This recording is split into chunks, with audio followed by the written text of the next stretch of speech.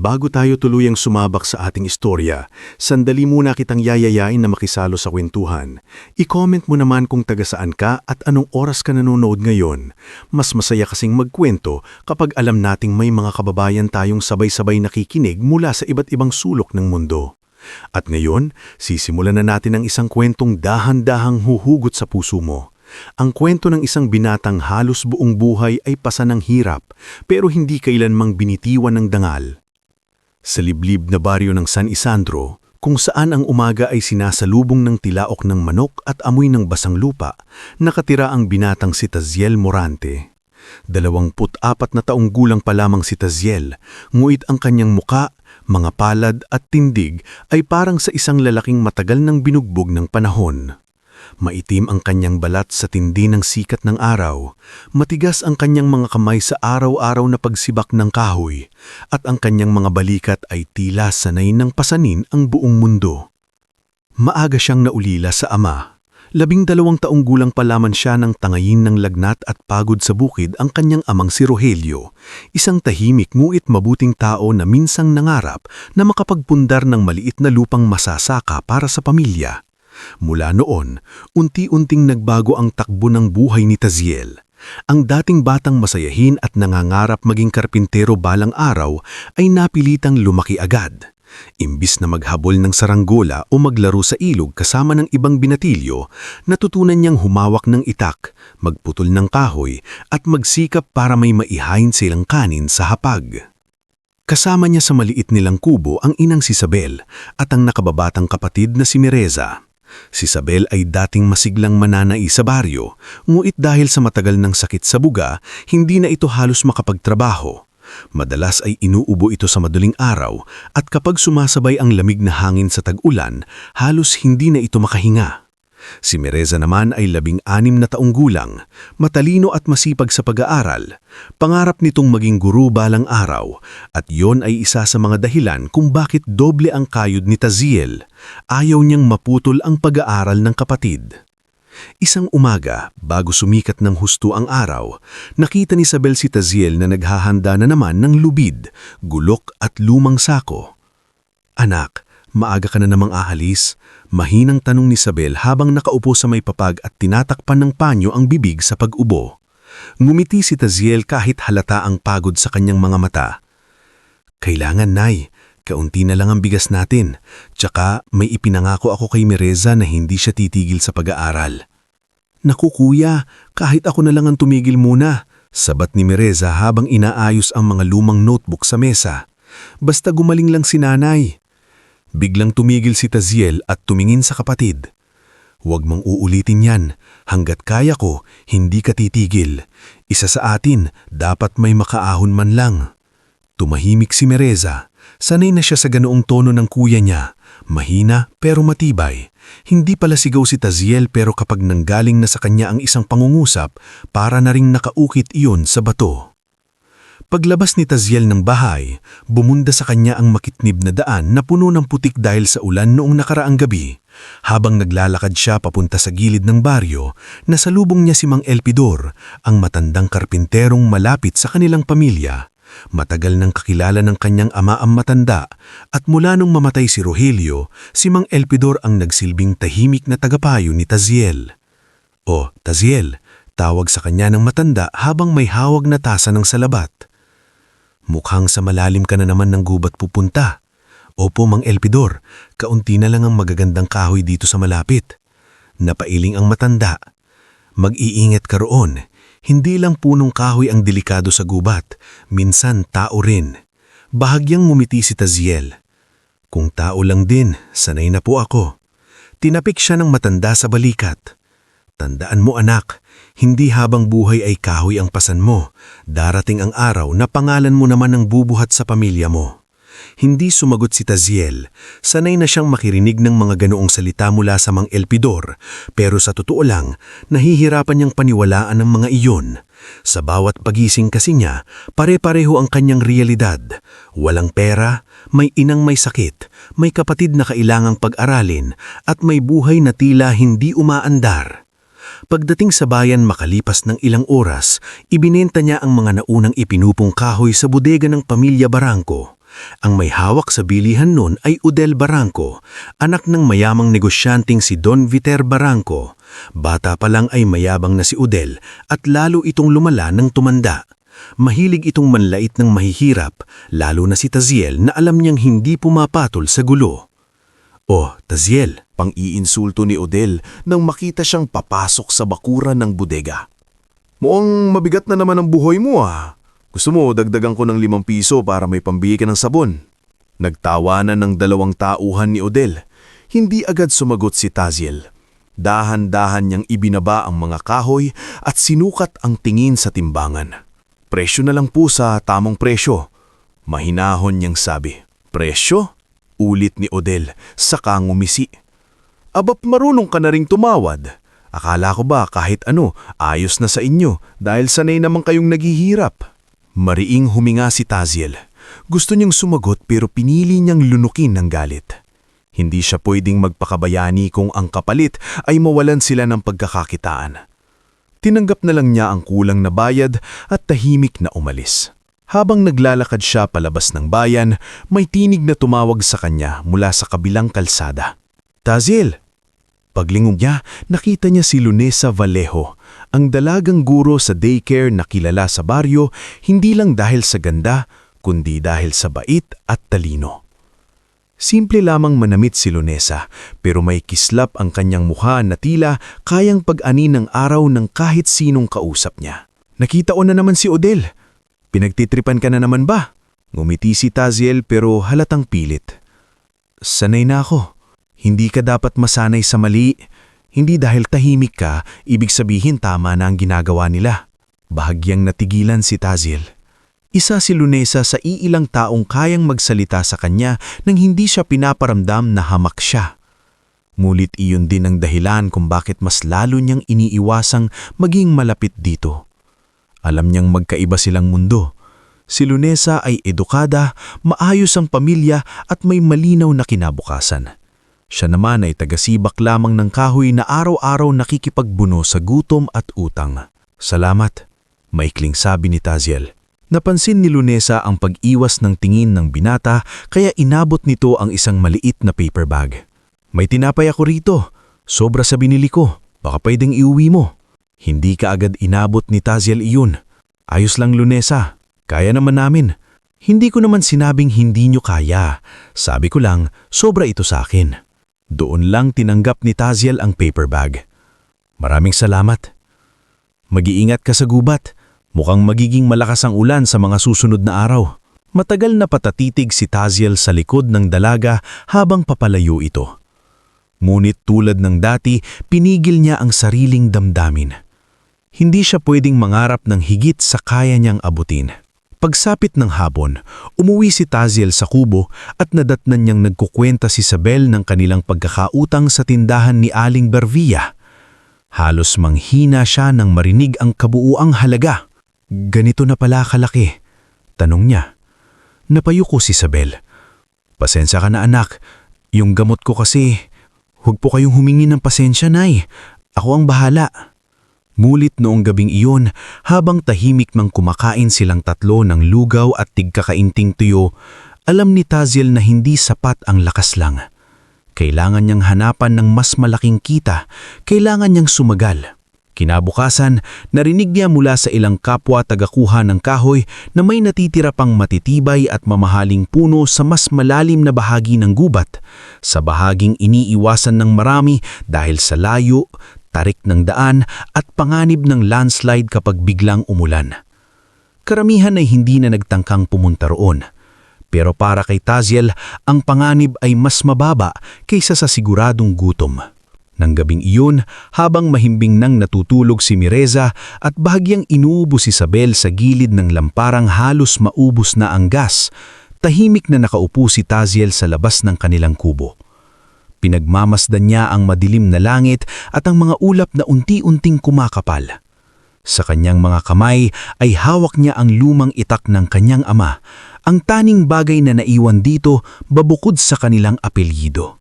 "Kung nandito ka lang sana tay, mas madali siguro ang lahat." Ngunit walang sumagot kundi ang mahina at malamig na hangin. At sa gabing iyon, sa baryong San Isidro, habang ang lahat ay tila payapang natutulog, nagsimula ng humigpit ang kapit ng tadhana sa buhay ni Taziel Morante dahil kinabukasan, papasukin niya ang mas malalim na bahagi ng gubat. Hindi pa para sa himala, hindi pa para sa kapalaran, kundi para lamang mabuhay. Hindi pa niya alam na sa simpleng pagpasok na iyon, unti-unti nang bubukas ang pintuan ng isang mundong hindi niya inakalang maaabot kailanman. Bago tayo magpatuloy sa susunod na yugto ng ating istorya, sandali muna kitang yayaasin muli. I-comment mo naman kung taga-saan ka at anong oras mo ito pinapanood. Nakakatuwang isipin na habang tahimik ang gabi sa iba, may mga pusong sabay-sabay na sumusubaybay sa kwento ni Taziel mula sa iba't ibang lugar.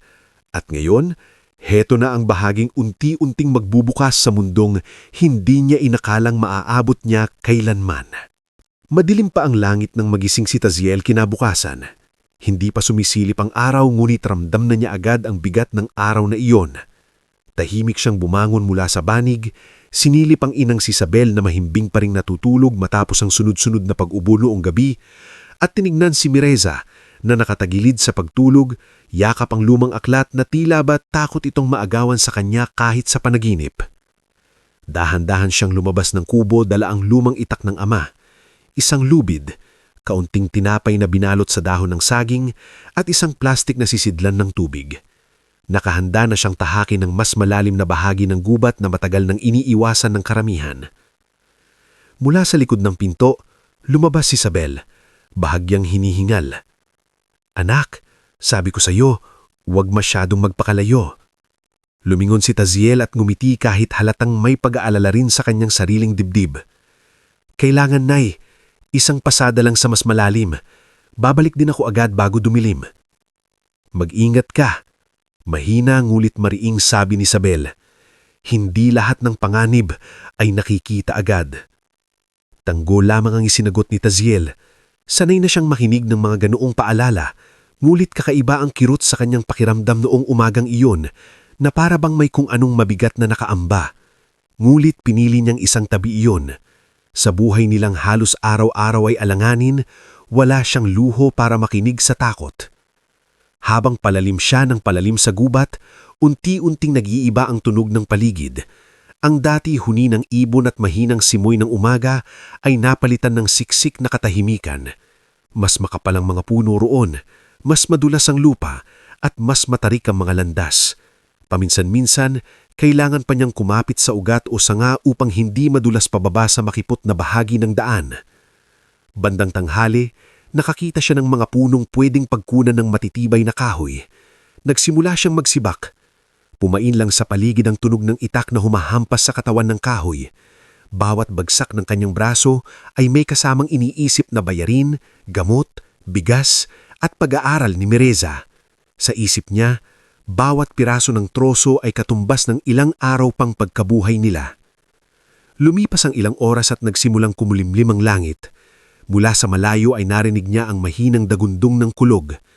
Pinunas niya ang pawis sa noot at nagpasis siyang mag-impake na ng mga naipong kahoy. Ngunit bago pa man siya tuluyang makaalis, may narinig siyang kakaibang tunog mula sa bahaging malapit sa bangin. Isang mahinang kaluskos na sinundan ng tila impit na ungol. Napahunto si Taziel. Akala niyang una ay hayop lamang iyon, baka ligaw na aso, usa o kung anuman. Pero may kung anong kakaiba sa tunog. May halong panghihina, parang tao. Dahan-dahan niyang ibinaba ang mga pinutol na kahoy at hinigpitan ang hawak sa itak. Hindi dahil balak niyang manakit, kundi dahil hindi niya alam ang maaaring datnan. Maingat siyang humakbang papunta sa direksyon ng tunog, nilalampasan ng makapal na damo at ang mga nakaharang na sanga. "May tao ba dyan?" Manakas ngumit maingat niyang tinawag. Walang sumagot. Isa pang kaluskos ang narinig niya. Nang mailayo niya ang makapal na halamang singaw at ligaw na pulumpok, doon niya nakita ang isang imahe na ilang segundo niyang hindi na proseso sa isip. May isang dalagang nakahandusay sa gilid ng mabatong bahagi ng bangin. Basa na ang kanyang kasuotang sa ambon at putik. May dugo sa gilid ng kanyang noo at may mga gasgas ang kabilang braso. Ang damit nito ay hindi pangkaraniwan sa lugar nila. Maayos ang tela, mamahali ng tehe, at halatang hindi damit ng karaniwang taga-baryo. Tila nahulog o gumulong ito sa bahaging matarik, at kung ilang dangkal pa ang layo ng katawan nito sa bahagi nito, ay maaaring tuluyan na itong bumulusok sa mas malalim na hukay. Napalunok si Taziel. Diyos ko! Mahinang usal niya habang mabilis na lumapit. Lumuhod siya at maingat na sinilip ang paghinga ng babae. Buhay pa. Mahina, ngunit buhay. Miss, naririnig mo ba ako? Tanong niya habang dahan-dahang tinatapik ang balikat nito. Walang sagot. Bahagyang gumalaw ang dalaga, ngunit muling nanghina. Sa malapitang tingin, napansin ni Taziel na bukod sa sugat sa noo, parang may bahid din ng pasa sa pulsuhan nito na parabang mahigpit itong nahawakan bago napadpad doon. Hindi niya naiintindihan kung paanong napunta sa gitna ng malalim na gubat ang isang babaeng halatang may pinanggagalingang hindi simple. Muling kumulog, mas malakas na. Tumingala si Taziel sa langit. Kapag bumuhos ang ulan sa bahaging iyon ng gubat, mahihirapan na siyang makalabas, lalo na kung may pasan siyang tao. Pero sa kabila ng pag-aalinlangan, walang pumasok sa isip niyang iiwan ang babae roon. Hindi niya kayang manood ng kamatayan ng isang taong may pag-asa pang mabuhay. Huminga siya ng malalim at ibinulsa ang maliit na panyo niya. Maingat niyang pinunasan ang dugo sa gilid ng loo ng babae, saka tinalian ng pansamantala ang sugat upang hindi lumala ang pagdurugo. Pagkatapos, inayos niya ang posisyon nito at dahan-dahang binuhat papataas. Mabigat. Hindi man dahil sa laki ng babae, kundi sa matarik na lupa at sa bigat ng sitwasyon. Kapit ka lang, bulong ni Taziel kahit hindi niya alam kung naririnig siya nito. Hindi kita iiwan dito. Unti-unti siyang umahon, nakayuko, kumakapit sa mga ugat at bato upang hindi mawalan ng balanse. Sa bawat hakbang ay may kasamang panganib. Ilang beses siyang nadulas sa putik. Minsan pa nga ay muntik siyang sumubsob pasulong nang gumuho ang bahagi ng lupa sa kanyang tinapakan. Ngunit sa tuwing mararamdaman niyang bumibigat ang katawan ng babae sa kanyang balikat, lalo lamang niyang pinipilit ang sarili. Malapit nang lumakas ang ulan nang marating niya ang mas maayos na daan palabas ng malalim na bahagi ng gubat. Ngunit alam niyang hindi niya kayang iuwi agad sa kanilang kubo ang babae nang wala man lang tumitingin sa sugat nito. Kaya ang una niyang naisip ay ang bahay ni Aling Serona, ang matandang hilot sa baryo na sanay sa mga bali, lagnat, kagat ng hayop at ano-ano pang kalagayan na karaniwang hindi na naiaabot sa ospital. Pagdating niya sa gilid ng baryo, halos hingal na siya. Basang-basa na ang kanyang likod at buhok. Napansin agad siya ng dalawang batang naglalaro sa silong ng puno. "Kuya Taziel, sinong kasama mo?" Sigaw ng isa. "Huwag na kayong magtanong, tawagin niyo si Aling Serona." Mabilis na sagot niya. Ilang saglit pa, lumabas si Aling Serona mula sa kanyang bahay na yari sa kahoy at pawid, tangan ang salamin sa mata at isang maliit na ilawan. Pagkakita pa lamang sa dalagang buhat-buhat ni Taziel, agad nagbago ang mukha ng matanda. "Aba, sino yan? Dalhin mo rito sa loob. Bilisan mo!" Pumasok si Taziel at maingat nang inihiga ang babae sa papag. Halos kasunod din noon ang pagdating ni Sabel at Mireza, kapwa bakas ang kaba sa mukha.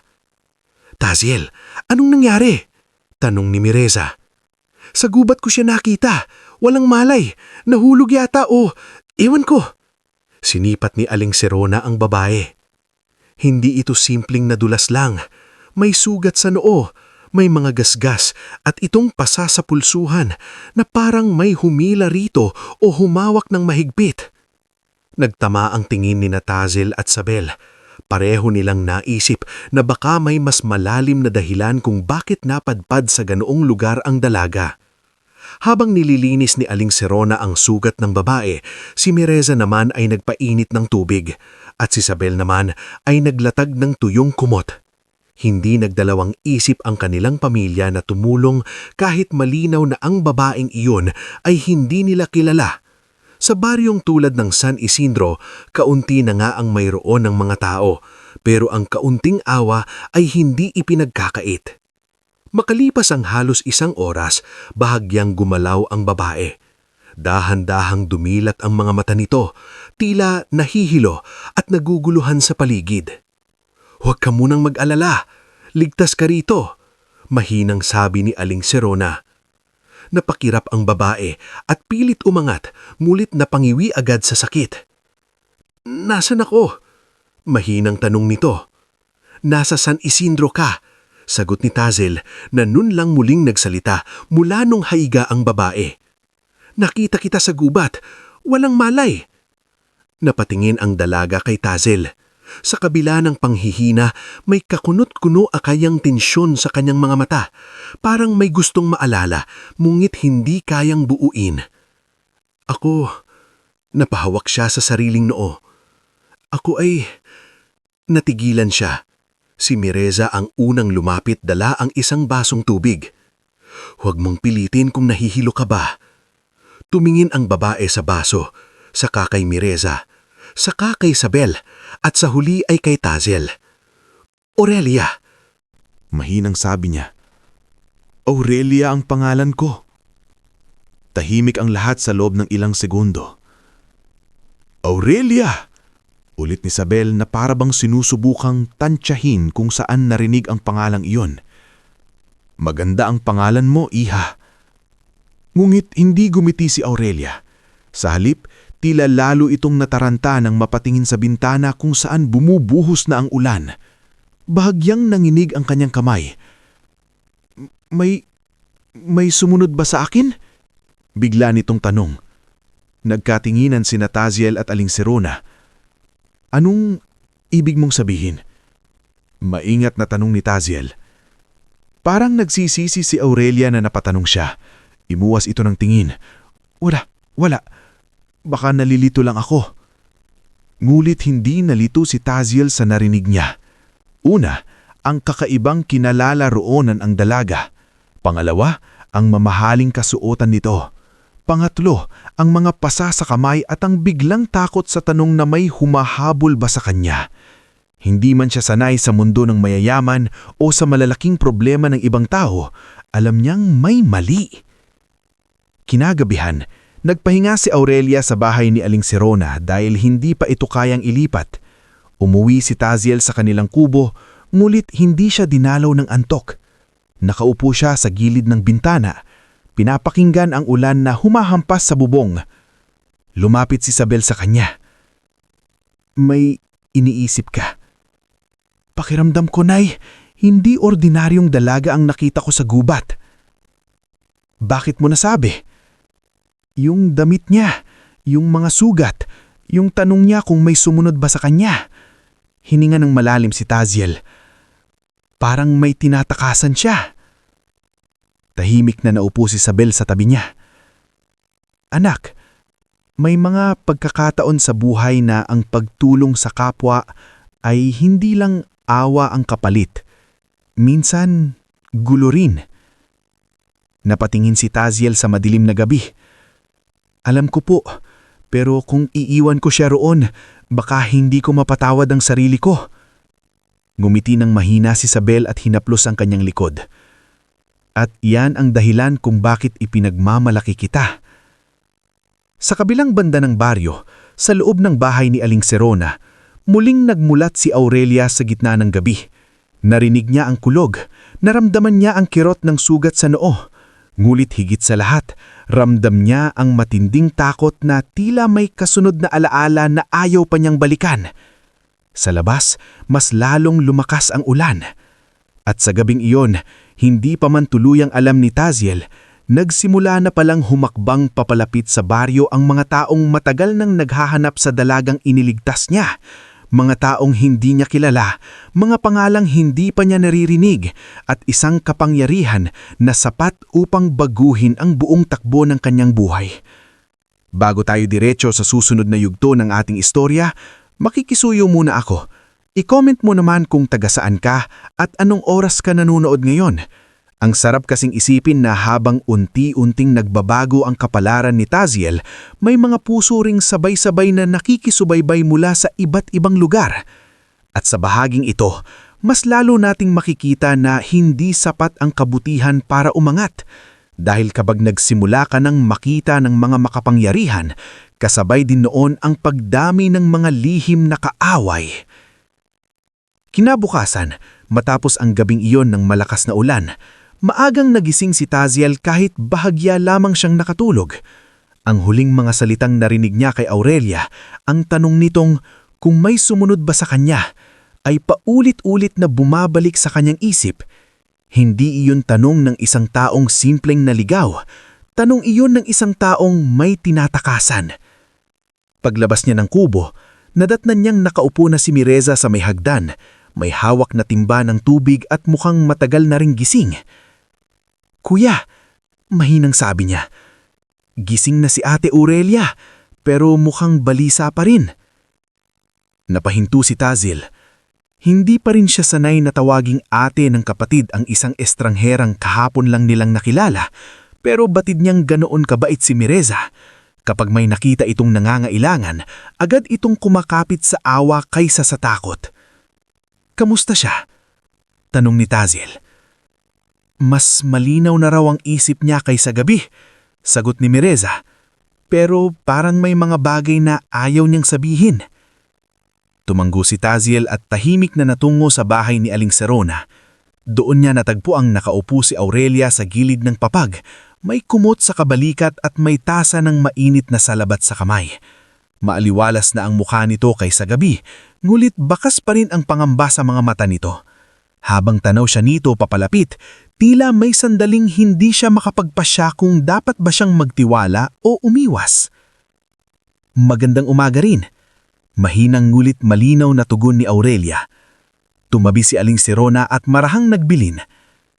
"Kaunting pahinga pa at makakabawi ang katawan mo, pero huwag ka munang magpilit sa mga bagay na hindi mo kayang alalahanin."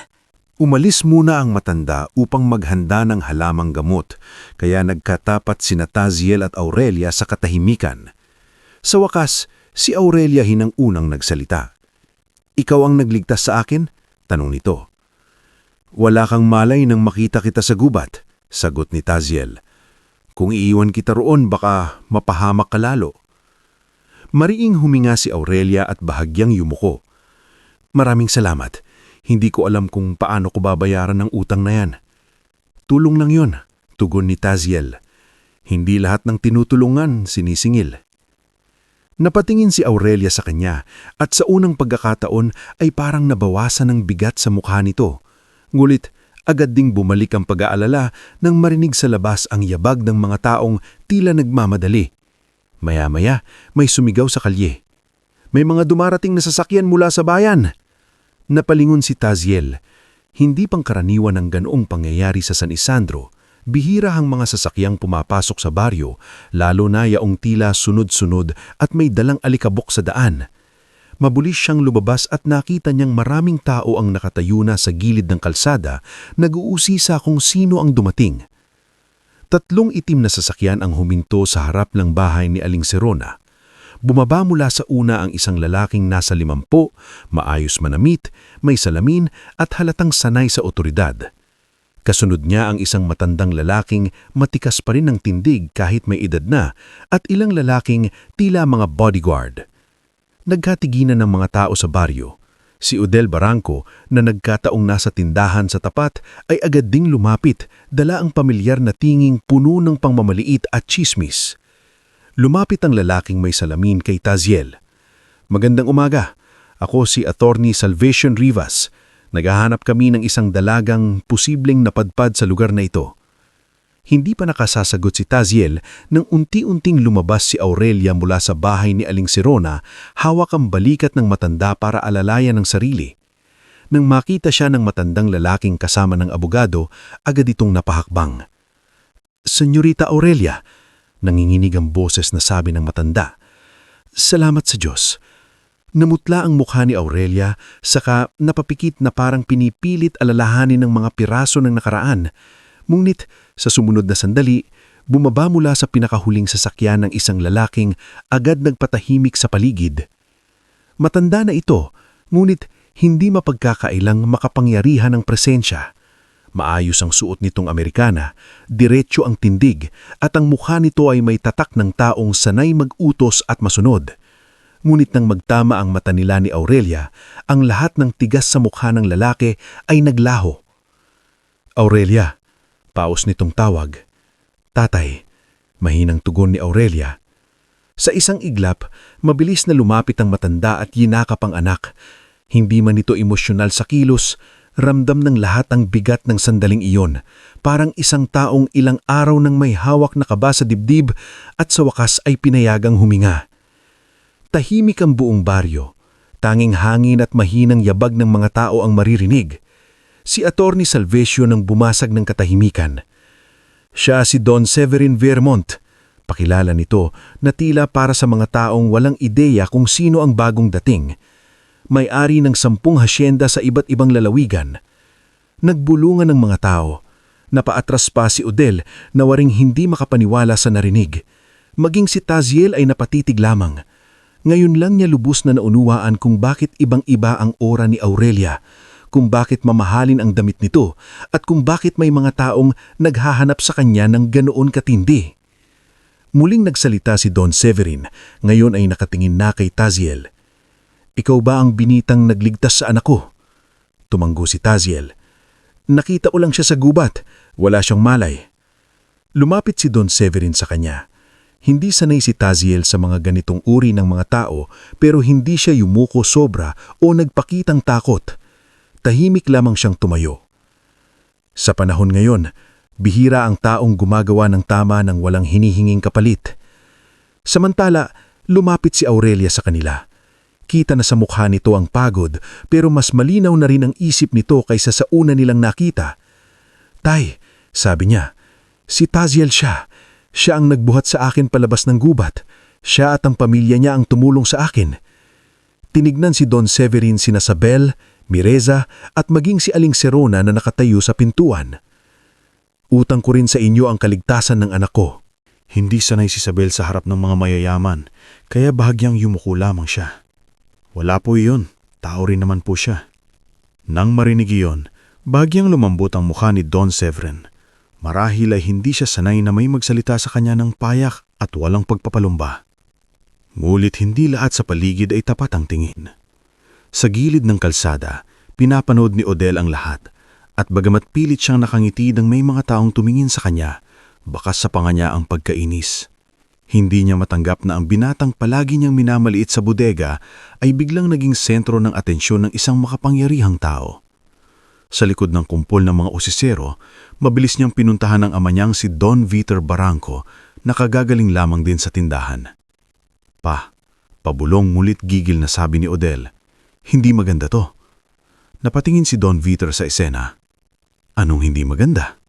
Si Taziel, baka lumaki bigla ang ulo niyan. Tingnan mo, kinausap ng may-ari ng mga hasyenda. Bahagyang kumunot ang noo ni Don Viter. Huwag kang padalos-dalos. Hindi porket pinasalamatan ay may mangyayari agad. Pero hindi kumbinsido si Odel. May kung anong sama ng loob ang agad na namuo sa dibdib niya. Hindi dahil mayamang tao si Don Severin, kundi dahil ang taong pinansin nito ay si Taziel. Sa kabilang banda, muling kinausap ni Attorney Salvayon si Aurelia. Senyorita, kailangan naming maibalik sa mansyon, nababahala ang lahat, at kailangan din naming malaman ang buong nangyari. Nayuyuko si Aurelia. May mga putol-putol pa akong naaalala, pero malinaw sa akin na hindi aksidente ang nangyari. Nagdilim ang mukha ni Don Severin.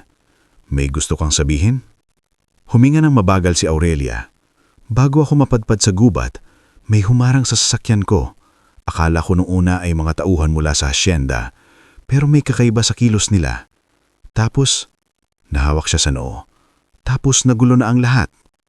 Nagkatinginan sina Don Severin at Attorney Salvayon. Hindi man sila nagsalita agad, sapat na ang bigat ng kanilang mga mukha para ipakitang ang insidenteng ito ay hindi simpleng pagkahulog o pagkaligaw. Ilang saglit pa, Humarap muli si Don Severin kay Taziel. Sumama ka sa amin sa asyenda, bigla nitong sabi. Nagulat si Taziel. Po? Gusto kong personal kang pasalamatan at gusto ko ring marinig mula sa iyo ang lahat ng nakita mo sa gubat. Agad na kumunot ang noon ni Taziel. Hindi siya sanay sa ganoong paanyaya. Ang unang pumasok sa isip niya ay ang kubo nila, ang gamot ni Isabel, ang pag-aaral ni Mireza at ang katotohanan ng wala siyang lugar sa mundo ng mga tulad ng Viremont. Don Severin, mag-aalang ngunit maingat niyang sabi, hindi ko po kailangang sumama, nakatulong na po ako. Sapat na po sa akin na ligtas ang anak ninyo. Pero si Aurelia mismo ang nagsalita. Pakiusap Taziel, hindi lang para kay tatay, para na rin sa akin. Gusto kong malaman mo na hindi basta malilimutan ang ginawa mo. Napatingin si Taziel kay Aurelia. Hindi iyong pakiusap ng isang spoiled na anak mayaman, kundi ng isang taong taimtim na nangungusap mula sa utang ng loob at pagkabigla sa sariling sinapit. Bihira siya maatagpo ng ganong tingin sa mga taong hindi niya kauri sa buhay. Maya-maya, lumapit din si Mireza at marahing bumulong sa kanya. Kuya, baka ito na ang katotohanang hindi mo dapat tanggapin. Hindi agad sumagot si Taziel. Nakatayo siya roon sa gitna ng baryong ilang taon na siyang nakukulong at sa harap niya ay unti-unting bumubukas na isang pintong hindi niya alam kung dapat ba niyang pasukin. Sa huli, huminga siya ng malalim at tumango. Sasama po ako, pero sandali lang, kailangan ko ring bumalik agad sa pamilya ko. Bagyang ngumiti si Don Severin. Makakaasaha ka. Sa sandaling iyon, muling nag-iba ang tingin ng mga tao sa baryo kay Taziel. Ang dating binatang tagasibak ng kahoy ay ngayon ay nasa tabi ng isang matandang bilyonaryo, kinausap ng may respeto at pinasasama sa isang mundo na dati hanggang tingin lang siya mula sa malayo. Ngunit may mga matang puno ng paghanga, ay may mga matang unti-unti namang napupuno ng inggit. Pagkaalis ng mga sasakyan mula sa baryo, nanatiling nakatayo si Odel sa gilid ng daan, masama ang tingin sa alikabok na iniwan ng mga gulong. Hindi pwede to. Hindi pwede si Taziel ang umangat. At sa mismong sandaling iyon, nang hindi pa nalalaman ni Taziel, nagsimula na ring gumalaw ang mga unang lihim na kaaway sa paligid ng pamilyang Viremont. Mga taong matagal nang kumikinabang sa yaman, kapangyarihan at pangalan ng matandang si Don Severin at handang tumapak sa kahit sino upang mapanatili ang kanilang kinabukasan. Samantalang si Taziel, sakay ng sasakyang unang beses niyang nasasakyan sa buong buhay niya, ay tahimik lamang na nakatanaw sa daan, dala ang kaba, pagkalito at ang pakilamdam na mula sa araw na ito, hindi na muling magiging simple ang kanyang mundo. Bago tayo tuluyang dumako sa mas mabigat na bahagi ng ating istorya, saglit muna kitang yayayain muli. I-comment mo naman kung taga-saan ka at anong oras ka nanonood ngayon. Mas masarap kasing pakinggan ng isang kwento kapag pakiramdam mo ay may mga kasabay kang nakikiramay, kinikilig at kinakabahan mula sa iba't ibang panig ng mundo. At sa bahaging ito, mas lalo nating makikita na ang pag-angat ni Taziel ay hindi lamang nagdala ng pag-asa, nagbukas din ito ng pinto sa mga lihim na matagal nang nakakubli sa likod ng karangyaan. Tahimik si Taziel sa buong biyahe papunta sa pangunahing hasyenda ng mga Viremont. Kahit nakaupo siya sa malambot na upuan ng sasakyan, hindi pa rin siya napalagay. Sa labas ng bintana ay mabilis na dumaraan ang mga puno, kabukiran at kalsadang hindi niya pa nararating noon. Sa kabilang dulo ng sasakyan, nakasandal si Aurelia, halatang pagod pa rin, ngunit mas kalmado na kaysa noong una niya itong nakita sa bahay ni Aling Serona. Si Don Severin naman ay halos hindi nagsasalita, ngunit ramdam ni Taziel ang bigat ng iniisip ng matanda. Maya-maya si Attorney Salvion ang unang bumasag sa katahimikan.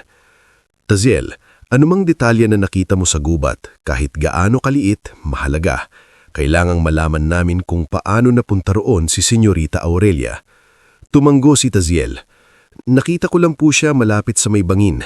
Basa ang damit, may sugat sa noo, tapos may mga pasa sa pulsuan. Parang may humawak po sa kanya ng mahigpit. Bahagyang napapikit si Aurelia nang marinig iyon na parabang may sumiklab na alaalang pilit niyang inaabot ngulit hindi pa buo.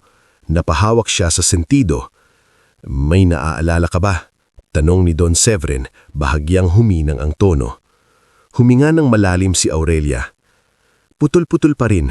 Naaalala ko na may sasakyan. Papunta ako sa isa sa mga hasyenda para tingnan ang records ng ani.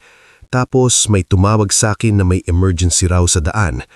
Pagkatapos noon, may humarang. May mga lalaking nakaitim. Akala ko tauhan natin. Nadilim ang mukha ni Don Severin. Ibig mong sabihin planado? Hindi ko pa masabi ng buo, sagot ni Aurelia, pero hindi ako naniniwalang aksidente lang lahat. Hindi na nakapagsalita pa si Taziel. Habang nakikinig siya, lalo niyang nararamdaman na ang mundo ng mga Verimont ay hindi lang puno ng yaman, kundi puno rin ng panganib na hindi niya kailanman naranasan sa baryo. Oo, may mga mayayabang at mapang-api sa San Isandro tulad ni Odel, pero iba ang kinikilos ng mga taong handang manakit para sa mas malaking bagay, kapangyarihan. Pagsapit nila sa Valle de Oro, hindi napigilan ni Taziel na mapatitig. Sa laki ng pangunahing hasyenda, para itong maliit na mundo may sariling buhay. May mahahabang bakuran, mga puno na nakaayos sa magkabilang daan, malalaking kamalig, mga gusaling pang-opisina at isang mansyong yari ng lumang bato at kahoy na halatang ilang sanlinya nang nakatayo roon. Maraming tauhan ang naglalakad pabalik-balik, mga katulong, driver, mga manggagawa, tatiwala at lahat sila ay agad na napatigil nang makita ang pagbalik ni Aurelia. Senyorita Aurelia, bulalas ng ilang kasambahay. Lumapit ang isang babaeng nasa 40 na maringal ang tindig at mauyos ang biris nito. Salamat sa Diyos, sabi nito habang halos maluluha. Akala ko'y hindi ka namin makikita. Si Lavana, ang matagal nang namamahala sa loob ng bahay, mahinang paliwanag ni Aurelia kay Taziel. Halos siya na rin ang tumayong tagapag-alaga ko noong bata pa ako. Ngunit sa hikod ng pagluha ni Vanna, napansin ni Taziel ang ibang tingin mula sa dalawang lalaking nakatayo sa hagdanan ng opisina sa di kalayuan. Ang isa ay matangkad, makinis magsalita at may mauyos na barong na tila laging handang makipag-usap sa mga mayayaman. Ang isa naman ay mas may edad, payat at malamig ang mata. Hindi pa niya kilala ang mga ito, ngunit kakaiba ang paraan nilang pagtititig kay Aurelia, hindi tulad ng tuwa o pag-aalala ng ibang tauhan. Pagsapit nila sa mansyon, ipinatawag agad ni Don Severin ang ilang pinagkakatiwalaan niyang mga tao. Ipinakilala kay Taziel si Donato Verge, isang matandang katiwala na matagal nang kasama ng pamilya, at si Heliora Danez, ang mahigpit ngulit taimik na accountant ng mga hasyenda. Pareho silang nagpahayag ng pasasalamat kay Taziel, ngulit kapwa rin bakas sa mga mukha nila ang pag-aalala. Hindi na tayo pwedeng umasa sa tsamba, Sabi ni Heliora habang inilalatag ang ilang papel sa mahabang mesa ng opisina. Bago pa nawala si Senyorita Aurelia, may sinisilip na siyang problema sa 3 asyenda. May mga record ng ani at sahod na hindi nagtutugma. Bakit ngayon niyo lang sinasabi? Nabigat na tanong ni Don Severin. Dahil gusto muna naming makasiguro, sagot ni Donato. May mga pangalan pong maaaring masangkot na matagal na ninyong pinagkakatiwalaan. Doon ipinakilala sa usapan ng pangalang Mavericks Ardon, isa sa mga pangunahing katiwala ng ilang lupaing sakop ng Verimont. Siya raw ang humahawak sa operasyon ng 2 asyenda na sunod-sunod ng ulat ng pagkalugi. Kasama rin sa nabanggit si Celestine Verimont Kyles, isang malayong kamag-anak na madalas makialam sa mga usaping pinansyal ng pamilya. Habang nagsasalita si Heliora, napansin ni Taziel ang panandaliang pagtingin ni Don Severin at Aurelia sa isa't isa. Tila kapwa nilang alam na hindi ito simpleng problema sa pera. May kaugnayan ba sila sa pagkawala ni Aurelia? Tanong ni Don Severin. Wala pa tayong direkto at sapat na ebidensya, maingat na sagot ni Heliora, pero may mga galaw sila nitong mga nakaraang buwan na kahihina-hinala at si Senyorita Aurelia ang isa sa iilang may lakas ng loob na magtanong sa mga records. Tahimik na nakikinig si Taziel, ngulit pakilamdam niya ay tila hindi siya bagay sa silid na iyon. Mga salitang gaya ng records, pamamahala, pagkalugi at anomalya ay malayo sa buhay na nakasanayan niya. Guyunman, nang napansin ni Don Severin ng pananahimik niya, siya mismo ang tumingin kay Taziel. Hindi ka sanay sa mundong ito, diretsyong sabi ng matanda. Pero minsan, mas mahalaga ang mata ng taong hindi bulag sa nakasanayan. Ikaw ang unang nakakita sa anak ko matapos ang nangyari, at hindi ka bahagi ng kahit anong grupo dito. Mas malinis ang tingin mo kaysa sa marami sa paligid ko. Hindi agad nakaimik si Taziel. Sa buong buhay niya, sanay siyang matawag na mahirap, hamak, tagasibak ng kahoy o tauhan. Bihira siyang sabihan na mahalaga ang kanyang pagtingin.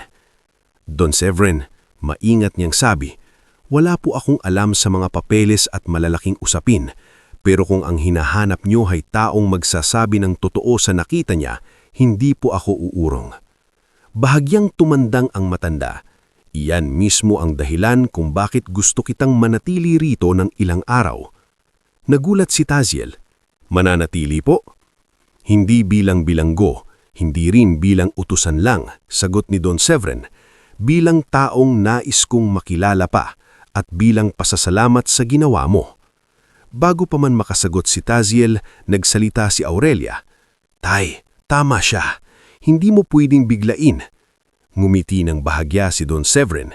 Hindi ko siya binibigla. Nag-aalok ako. Lumipas ang araw na iyon na puno ng mga kakaibang tagpo para kay Taziel. Una, inalok siya ng desenteng silid na panauhin sa loob ng isang gusaling malapit sa mansyon, ngulit tumanggi siya at nagsabing mas komportable siyang doon muna sa maliit na kwarto na malapit sa kusina ng mga tauhan. Ayaw niyang magmukhang nakikipagsabayan sa mga mayayaman. Ikalawa, habang umiinom siya ng tsaa sa likod ng bahay noong gabing iyon, lumapit siya ni Aurelia. Hindi mo kailangang matakot dito, sabi ni Dalaga habang tahimik na nakatingin sa malawak na bakuran. Hindi tumingin si Taziel agad sa kanya. Hindi po ako takot, naiilang lang. Bahagyang ngumiti si Aurelia. Mas gusto ko yan kaysa sa mga taong masyadong komportable agad kahit hindi pa nila alam ang totoo sa loob ng pamilyang ito. Napatingin si Taziel. May ibig ba kayong sabihin? Tumingin si Aurelia sa malayo. Lumaki ako sa mundong ito. Alam ko ang amoy ng pagkukunwari.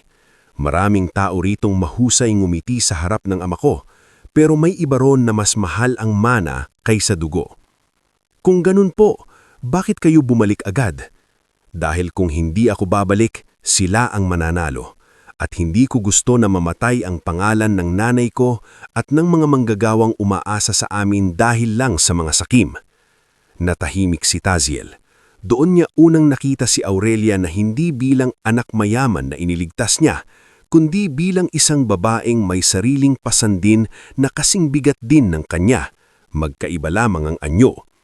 Ngunit ang tiwala na nabubuo pagkatapos ay unti-unti ring gumagalaw ang mga taong ayaw kay Taziel sa loob ng asyenda.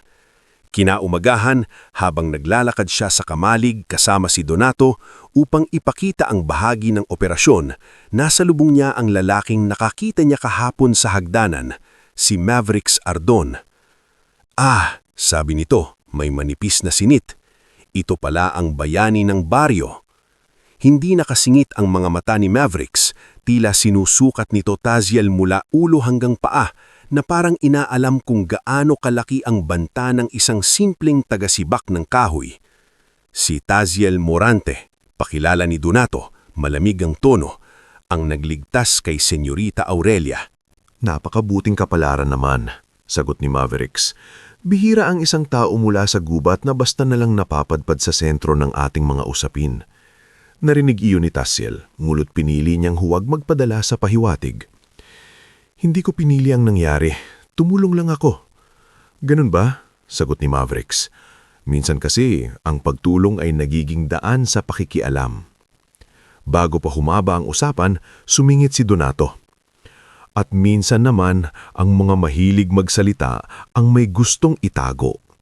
Napatingin si Mavericks sa matanda, ngulit hindi na ito tumugon. Umalis lamang itong may malamig na ningiti. Nang makalayo sila, napansin ni Donato ang tahimik na reaksyon ni Taziel. Mag-ingat ka sa taong iyon, sabi niya. Masyado siyang makinis magsalita para sa isang lalaking maraming butas sa mga rekord. Pagsapit ng ikatlong araw ni Tasiel sa Valle de Oro, inapasya ni Don Severin na hindi lamang siya basta bisita. Inalok siyang trabaho sa rehabilitasyon ng isa sa napapabayaang lupain, hindi bilang mataas agad na opisyal, kundi bilang isa sa mga katuwang na direktang magmamasid sa kalagayan ng mga manggagawa at sa pag-aayos ng operasyon. Hindi kalakihan ang posisyon pero malinis ang sahod at may dangal. Umuwi muna si Tasiel sa San Isidro upang ipaalam iyon kina Sabel at Mireza. Nang narinig iyon ng kanyang ina, napaluha ito. "Anak," sabi ni Sabel, "baka ito na ang matagal ng sagot sa lahat ng paghihirap mo." Si Mireza naman ay tuwang-tuwang yumakap sa kanya. "Sabi ko sa iyo, kuya, may mangyayari ring maganda." Ngunit hindi ganon ang reaksyon ng lahat. Nang mabalitaan ni Odel Barranco na inalok si Tasiel ng trabaho ng mga Virimont, lalo itong nagngit-ngit. "Hindi pwedeng siya ang tumasa baryong to," madiing sabi ni Odel sa 2 tauhan niya sa tindahan. Mula noon pa man, tahimik siyang nakatingin sa lupa, mas bagay sa kanya yon. At mula sa araw na iyon, nagsimulang kumalat sa baryo ang mga chismis na ginagamit lang daw ni Tasiel ang kabaitan ni Aurelia, na baka raw may balak siyang mas mataas pa, na baka raw hindi naman talaga aksidente ang pagkatagpo nila sa gubat. Bago pa man magsimula ang tunay na laban sa loob ng mga hasyenda, may mga maliliit ng lason na ipinupunla laban sa pamalan ni Tasiel. Ngunit sa kabila ng mga bulong, isang bagay ang malinaw habang umaandar ang mga linggo. Hindi nababalik si Tasiel sa dati niyang buhay dahil ang simpleng pagtulong niya sa isang babaeng walang malayan sa gitna ng gubat ay unti-unti nang humihila sa kanya papasok sa isang mundong puno ng impluensya, lihim at panganib. At sa mundong iyon, ang pinakamabigat na pasanin ay hindi na kahoy, kundi ang katotohanang maraming tao ang handang manira upang manatili sa itaas. Bago tayo tuluyang sumabak sa huling yugto ng ating istorya, makikiusap muna ako sa iyo. I-comment mo naman kung taga saan ka at anong oras mo ito pinapanood. Nakakatuwang isipin na mula sa iba't ibang lugar, sabay-sabay nating tinatahak ang dulo ng kwento ni Tasiel. Isang kwentong nagsimula sa hirap, dumaan sa panganib, at ngayon ay haharap sa pinakamabigat na pagsubok. At sa bahaging ito, makikita natin kung paano ang kabutihan, kapag sinabayan ng tapang at paninindigan, ay kayang pabagsakin ng kahit gaano kalalim na kasakiman. Lumipas ang mga buwan mula nang tanggapin ni Tasiel ang alok na trabaho ni Don Severin. Hindi man siya biglang naging mataas na opisyal, malinaw sa lahat sa Valle de Oro na iba ang tiwala ng matanda sa kanya. Hindi iyon lingid sa mga manggagawa, sa mga kasambahay, at lalong hindi lingid sa mga taong may nais itago. Sa pagdaan ng panahon, mas lalo pang lumalim ang papel ni Tasiel sa pagpapatatag ng ilang lupain ng Virimont. Hindi siya natakot na makisalamuha sa mga manggagawa sa bukid, makinig ng hinaing na mga katiwala at sabihin ang totoo kahit hindi iyon gusto ng mga nakatataas. Sa 3 taon mula nang mailigtas niya si Aurelia sa gubat, mas malinaw na ang lawak ng kabulukan sa loob ng ilang hasyenda. Ang mga paunang hilala noon ni Heliora at Donato ay napatibay ng mas mabibigat na ebidensya. May mga sahod na hindi umaabot ng buo sa mga manggagawa. May mga ani palang inilalabas sa gabi at ipinapasok sa mga pribadong bodega. May mga kagamitan para sa bukid na sa papeles ay bagong bili, pero sa aktwal ay pawang bulok o wala naman talagang naihatid. At sa likod ng lahat iyon, paulit-ulit na lumilitaw ang iisang pangalan, si Mavericks Ardon. Ngunit hindi nag-iisa si Mavericks. Nagsimulang mabuo ang kabuuang larawan nang matuklasan ni Heliora ang serye ng mga peking pirma at paglilipat ng pondo na hindi maaaring gawin ng isang tao lamang. Sa bawat papeles na nakalap, lumilitaw din ang impluensya ni Clestin Virimont Kyles. Dagdag raon ang pagkakasangkot ni Jorvik Landa at Pirel Sano sa bentahan ng ani at pagpapatahimik sa ilang trabahador na nagtatangkang magsumbong. Sa mga impormasyong nakuha ni Donato mula sa matatandang tauhan, unti-unti ring napatunayan na maging si Odel Barranco ay konektado sa iligal na pagkuha ng troso mula sa mga lupaing sakop ng Virimont. Isang gabi, nagpatawag ng lihiming pulong si Don Severen sa lumang silid ng Atlanang Mansyon. Nandoon sina Aurelia, Taziel, Heliora, Donato at Attorney Salveyon. May mga nakalatag na dokumento sa mesa, pati ilang litrato ng mga truck, tala ng sahod at kopya ng mga kontratang kahina-hina sinahila. Kung hindi natin ito puputulin ngayon, Mabigat na sabi ni Don Severon, mas marami pang masasakripisyong tao.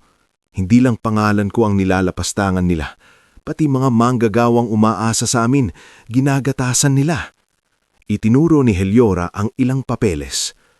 Narito ang sunod-sunod na anomalya sa 3 asyenda. Pare-pareho ang pattern. Inililihis ang parte ng ani, binabawasan ang sahod, pagkatapos ay isinusulat sa libro na nagkaroon ng pagkalugi dahil sa bagyo o peste. Pero ang mga petsa at resibo, hindi tugma. May isa pa, sabi ni Aurelia. Noong araw na mawala ako, papunta ako sa Hacienda San Telmo. Doon ko balak suriin ang ilang lumang record. Mayon malinaw na sa akin kung bakit ako pinigilan. Tahimik si Taziel habang pinagmamasdan ang mga papel. Hindi man siya sanay sa ganitong uri ng laban, nauunawaan niya ang pinakapuso nito. Hindi ito basta away ng mayayaman, ito'y laban para sa katarungan ng mga taong araw-araw nagpapakapagod sa lupa ngunit ninanakawan ng bunga ng pawis nila. Anong gagawin natin? Tanong niya. Si Attorney Salveyon ang sumagot. Maghahain tayo ng formal na imbestigasyon, pero kailangan nating tiyakin na sapat at matibay ang ebidensya. Kapag nabalitaan nilang gagalaw tayo, maaari nilang sunugin ng mga record o takutin ng mga testigo.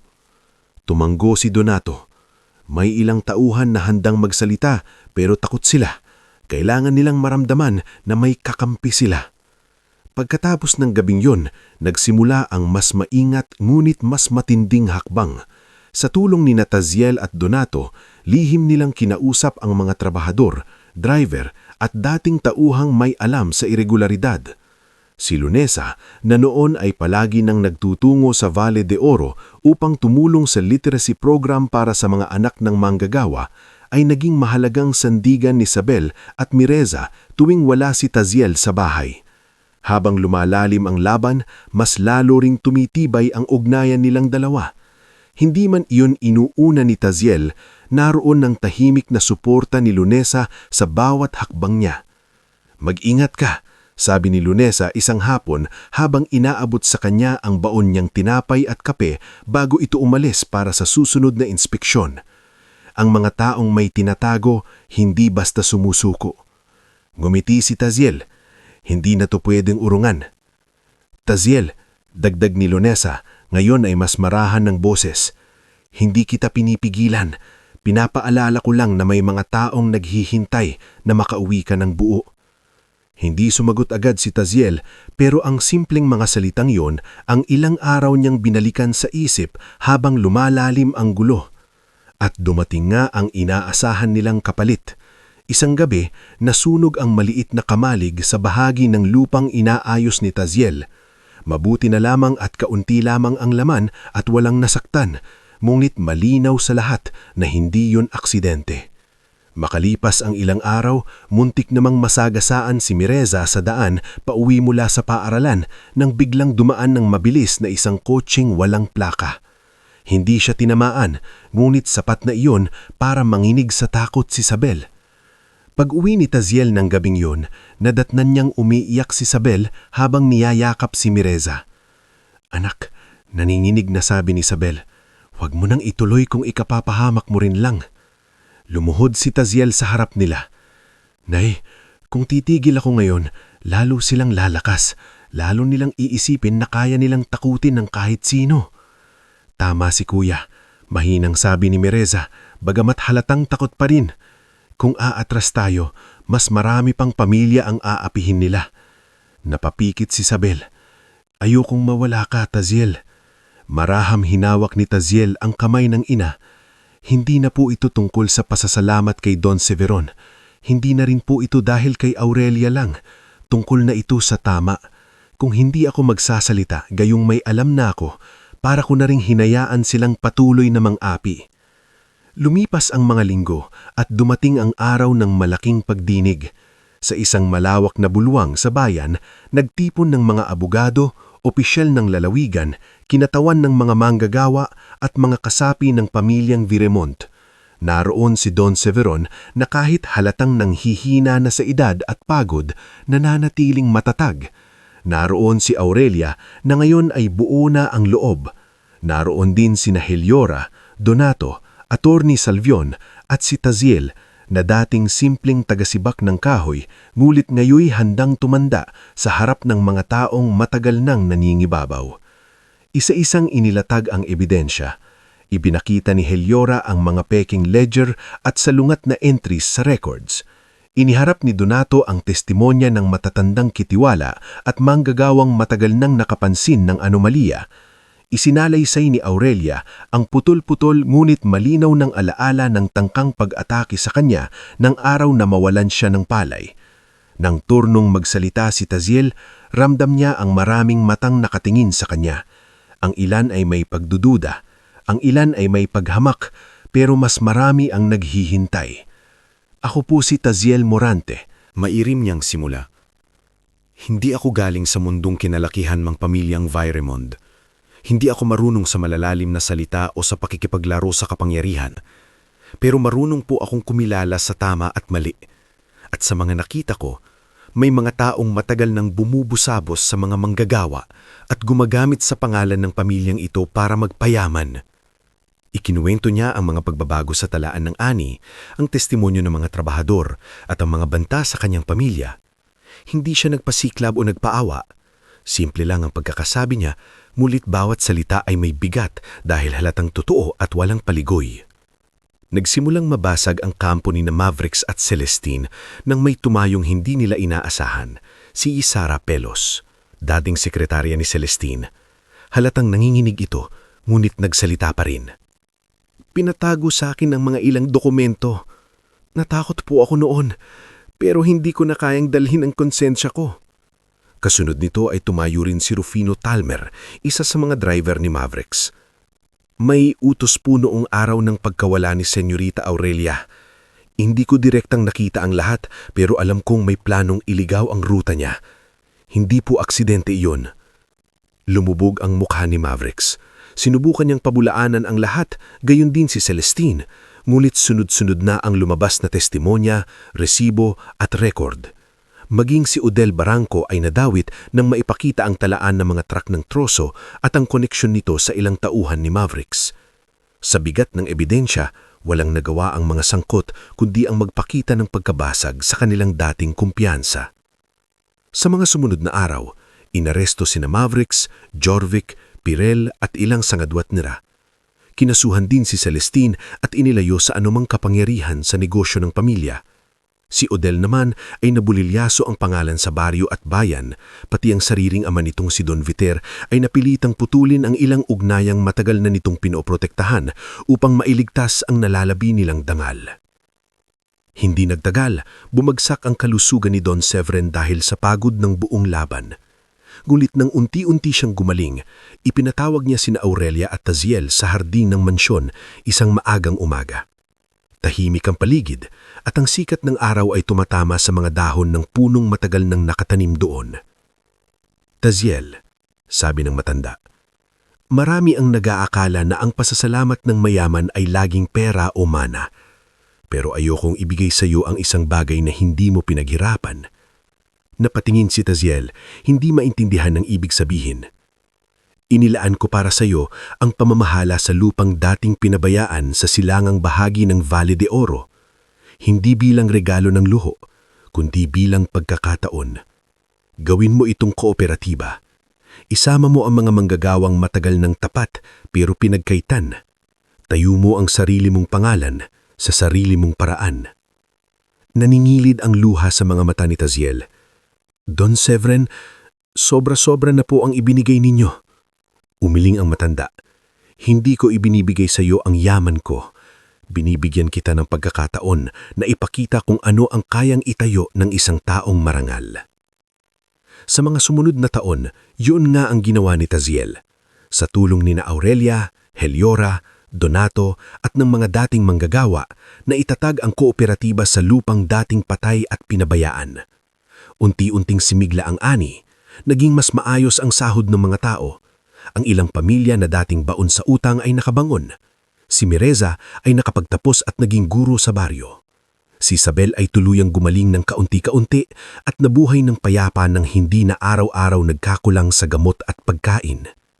At si Lunesa, ang dalagang tahimik na sumuporta kay Taziel mula sa mga unang araw ng kanyang hirap hanggang sa pinakamapanganib na yugto ng kanyang laban, ay naging kabiyak niya sa puso at sa buhay. Hindi enggrande ang kanilang kasal.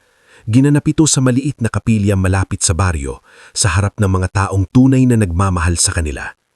Ngunit sa simpleng araw na iyon, ramdam ni Taziel na mas mayaman siya kaysa sa maraming taong minsang nanghamak sa kanya. Dahil buo ang kanyang pamilya, marangal ang kanyang pangalan, at malinaw ang pinaghirapan niya. Minsan, ilang taon na ang lumipas. Bumalik si Taziel sa gilid ng gubat kung saan niya unang nakita si Aurelia. Tahimik niyang pinagmamasdan ang mga punong dating sinisibak niya lamang para may kakainin sila. Ngunit ngayon, iba na ang kanyang tindig. Hindi na siya ang gutom at lupaypay na binatang, ang taning pag-asa ay ang lakas ng sariling braso. Isa na siyang lalaking may kakayahang bigyan ng trabaho, magpatayo ng kinabukasan at magprotekta sa mga taong mahal niya. Sa kanyang likuran, marahang lumapit si Lunesa at hinawakan ang kanyang kamay. "Anong iniisip mo?" tanong nito. Ngumiti si Taziel habang nakatanaw sa dapit hapon. "Na minsan, akala ko kahoy lang ang kaya kong buhatin habang buhay. Hindi ko alam na may darating palang araw na pangalan ko na ang bubuhatin ang pamilya ko." Humigpit-humin ang hawak ni Lunesa sa kanyang kamay. At habang unti-unting lumulubog ang araw sa likod ng gubat, tuluyan nang natapos ang dating buhay ni Taziel Morante. Ang buhay ng binatang kinukutya, kinakawawa at halos walang mapanghawakan kundi sipag. Instead, nagsimula ang mas matatag at mas makahulugang yugto ng kanyang buhay bilang isang lalaking napatunayan na ang tunay na yaman ay hindi lamang nasusukat sa dami ng lipain o bilang ng hasyenda, kundi sa lawak ng kabutihang na ibabalik mo sa mga taong minsang kasama mong nangarap sa gitna ng hirap.